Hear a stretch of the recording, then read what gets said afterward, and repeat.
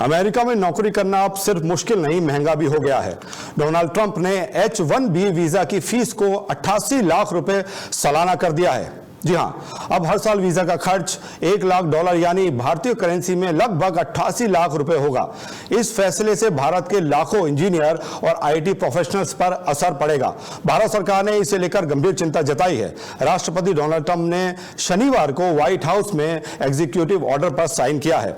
अब यह हर साल H-1B वीजा के लिए देना होगा $1 लाख यानी 88 लाख रुपए। पहले ये खर्च सिर्फ 5 लाख रुपए हुआ करता था। यह नई फीस 21 सितंबर 2025 से लागू होगी और ये ना सिर्फ नए आवेदन बल्कि रिन्यूअल पर भी लागू होगा। भारत के विदेश मंत्रालय ने इस पर प्रेस रिलीज जारी कर कहा, यह फैसला कई परिवारों को प्रभावित करेगा। हम उम्मीद करते हैं कि अमेरिका इस पर पुनर्विचार करेगा। प्रवक्ता रणधीर जायसवाल ने कहा, भारत और अमेरिका की पार्टनरशिप इनोवेशन पर आधारित है। बातचीत से रास्ता निकलेगा। हर साल अमेरिका 85,000 H-1B वीजा जारी करता है। इनमें से 70% से ज्यादा भारतीयों को मिलते हैं। 2024 में 2 लाख से अधिक भारतीयों को वीजा मिला। अब इतनी भारी फीस के चलते मिड लेवल और जूनियर कर्मचारियों के लिए अमेरिका जाना लगभग नामुमकिन होगा। इन्फोसिस, TCS, विप्रो, कॉन्जिजेंट, SCL जैसी कंपनियां हर साल हजारों लोगों को अमेरिका भेजती है। अब यह फैसला उनके लिए बिजनेस मॉडल को झटका देने जैसा है। ज्यादा जानकारी के लिए हमारे साथ जुड़ रहे हैं विनीत अनुराग जी, हमारे फॉरेन एक्सपर्ट। विनीत जी, आपका बहुत बहुत स्वागत है डेली 24 भारत पर। बहुत बहुत धन्यवाद। अमेरिका अचानक से इतनी फीस बढ़ा देना कैसे देखते हैं? इससे आईटी सेक्टर में कितना बड़ी परेशानी पैदा होगी?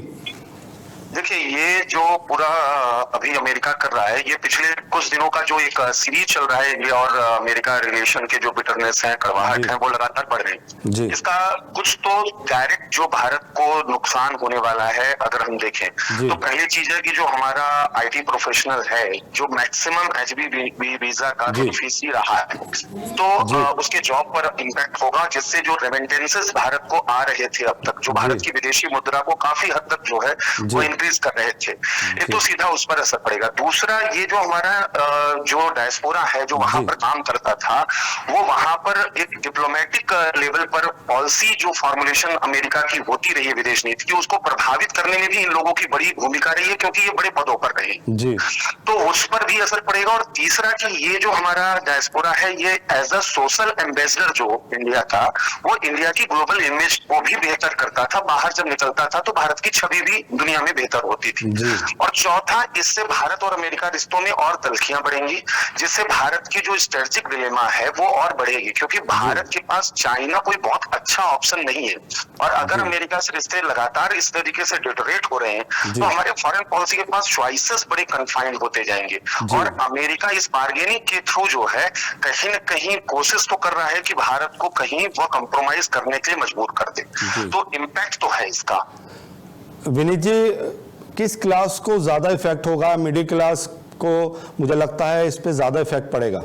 100%, क्योंकि जो हमारा मिडिल क्लास है, जो कि आईटी प्रोफेशनल जिनको हम देख रहे हैं, जो यहाँ के अच्छे इंस्टीट्यूट से इंडिया के, वो पास आउट होकर इन US में जो है बेटर जॉब के लिए, बेटर फ्यूचर के लिए जाना चाहते हैं। तो अब जब इतनी ज्यादा फीस हो जाएगी, अगर ये अपर कोई क्लास हो तो हो सकता है कि भाई 88 लाख जो है वो अफोर्ड कर ले, लेकिन अब कोई वहां पर अगर जा रहा है मिडिल क्लास का, तो वो जो वहां से अर्न कर रहा है और जो उनको पे कर रहा है, तो उसके बाद उसके पास बचेगा क्या?